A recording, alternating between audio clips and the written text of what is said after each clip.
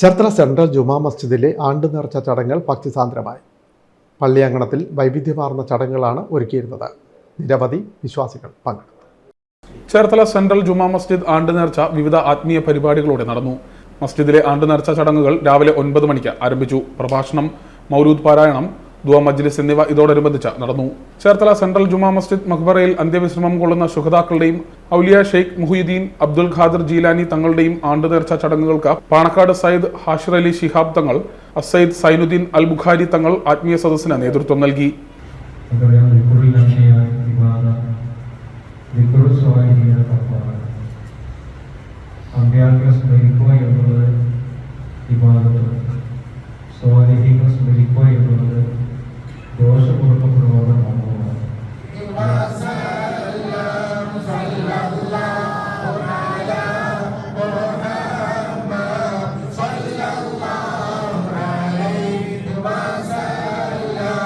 ചേർത്തല മുസ്ലിം ജമാഅത്ത് interim മുത്തവല്ലി Sajal Ibrahim, central Juma Masjid chief ഇമാം ആബിദ് ഹുസൈൻ മിസ്ബാഹി, അസീസ് ഇമാം മുഹമ്മദ് റംസാൻ സഅദി, മജ്ലിസ് ചേർത്തല മുഹമ്മദ് നിയാസ് അസ്ഹനി, മുഅദ്ദീൻ നാസർ നിസാമി, എന്നെ പരീദ് കുഞ്ഞ് മുസ്ലിയാർ, നെടുമ്പ്രക്കാട് റിഫായിയ ജുമാ മസ്ജിദ് ചീഫ് ഇമാം യൂസുഫ് ബാഖവി കാഞ്ഞിരപ്പള്ളി, അസിസ്റ്റന്റ് ഇമാം സിറാജുദ്ദീൻ സുഹ്രി തുടങ്ങിയവർ പങ്കെടുത്തു. നേർച്ചയ്ക്ക് ആവശ്യമായ വെളിച്ചെണ്ണ നൽകിയ നാരായണ ആദ്യ ഭക്ഷണ കിറ്റ് നൽകിക്കൊണ്ട് അസയ്യിദ് സൈനുദ്ദീൻ അൽ ബുഖാരി തങ്ങൾ നിർവഹിച്ചു.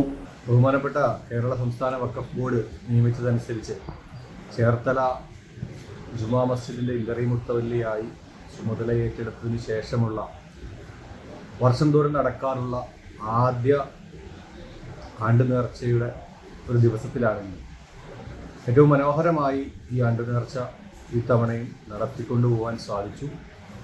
ഈ ജമാഅത്തിലെ മുഴുവൻ അംഗങ്ങളുടെയും പിന്തുണയോടുകൂടി സഹകരണത്തോടുകൂടി കേവലം ഒരു മുസ്ലിം മതത്തിൻ്റെ മാത്രം പരിപാടിയായി ചുരുക്കാതെ ഈ നാടിൻ്റെ ഒന്നാകെ ഒരു ഉത്സവമായി ഈ ഒരു പരിപാടി വിശ്വാസികളും ഈ നാട്ടിലെ മുഴുവൻ ജനങ്ങളും പങ്കെടുക്കുന്ന ഒരു പരിപാടിയായി ഈ ആണ്ട് നേർച്ച ഇവിടെ മാറിയിട്ടുണ്ട്. ആണ്ട് നേർച്ചയ്ക്ക് ശേഷം, പ്രാർത്ഥനകൾക്ക് ശേഷം നമ്മുടെ അന്നദാനം, ഈ അന്നദാനത്തിലേക്ക് വേണ്ട കാര്യങ്ങളെല്ലാം തുടക്കം ഞങ്ങൾക്ക് വളരെ സന്തോഷം നൽകുന്നത് ഞങ്ങളുടെ ഈ പ്രദേശത്തെ നാരായണേട്ടനാണ്. ആ നാരായണേട്ടൻ ഞങ്ങൾക്ക് ഈ ഭക്ഷണം തയ്യാറാക്കുന്നതിലേക്ക് വേണ്ട ഏകദേശം 12,000 രൂപയുടെ വെളിച്ചെണ്ണ ആദ്യ സംഭാവന നൽകിക്കൊണ്ടാണ് ഞങ്ങൾ ഈ പരിപാടിയുടെ തുടക്കം കുറിച്ചത്. തുടർന്ന് മിലാദ് ഫെസ്റ്റിനോടനുബന്ധിച്ചുള്ള കുട്ടികളുടെ കലാപരിപാടികളും നടന്നു.